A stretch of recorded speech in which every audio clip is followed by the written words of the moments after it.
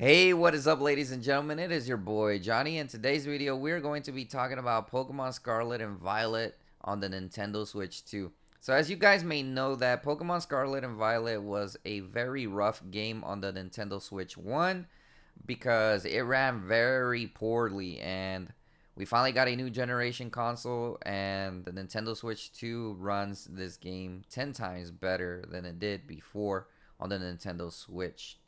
So the Nintendo Switch 2 got its own update for Pokemon Scarlet and Violet, and right off of the bat, as I am playing the game, or if anyone's playing the game, they're gonna notice an extremely different Pokemon Scarlet and Violet. If you're not used to 60 frames per second, well, it's time to get used to it because it's gonna be the standard that you want for almost every game in the future. You probably won't be able to go back to 30 FPS, even though there's games that will probably run at 30 FPS. But anyways, just right off the bat, while you're playing in the towns, you can see that everything's running smooth. The NPCs, nothing is lagging. Everything is loading in how it is supposed to. And even NPCs that are far away don't lag anymore while they walk or anything. They're literally just standing there how they are originally supposed to.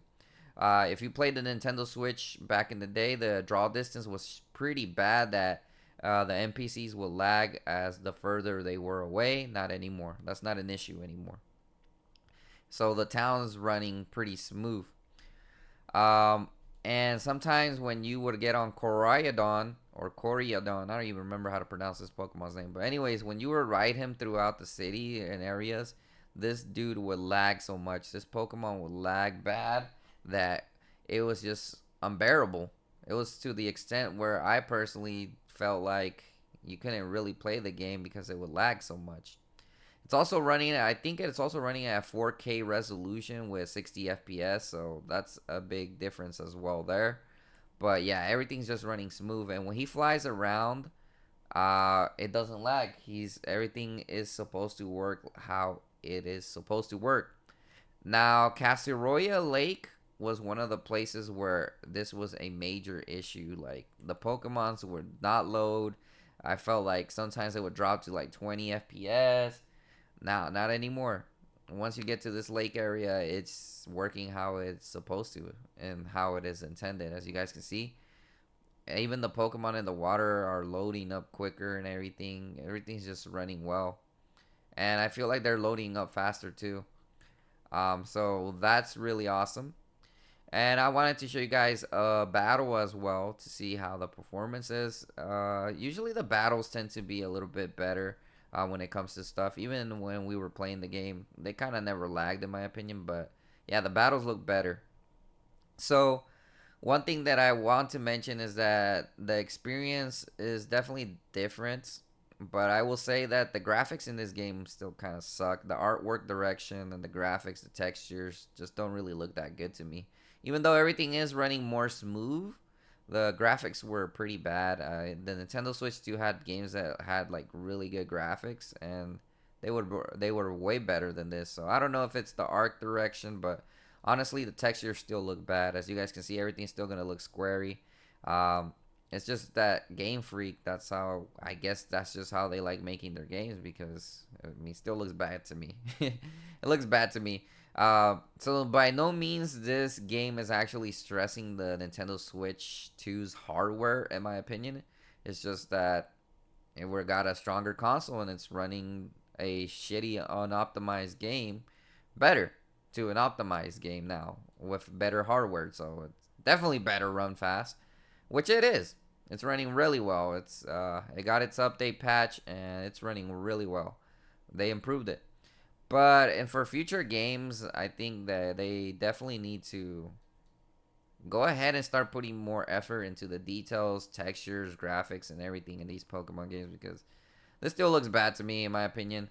It's just that it got an update on the graphics, but I personally don't find it like the best graphics in a game or anything. So they still look kind of bad to me. I don't even like the art direction. You can have an art direction, but at least make the graphics pretty decent.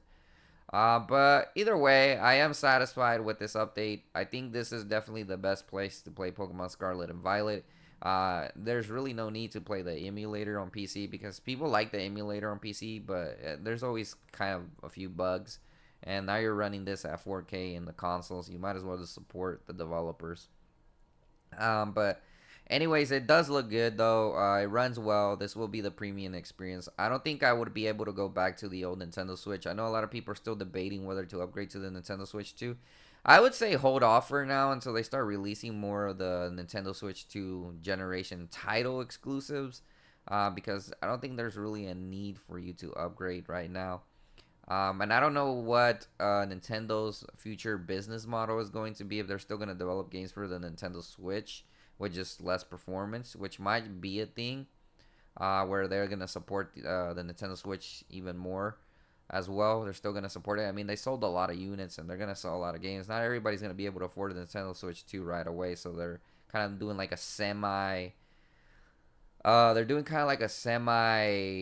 generation where like it's kind of like a pro in my opinion, but eventually they will move on to it being completely on the Nintendo Switch 2.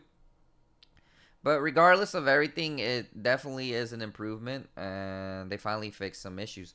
All right, one other issue that I really wanted to check out was the boxes. So if you guys know, the boxes would take long to load. I don't think that's an issue anymore. Like, if you look at it, they're literally instant now.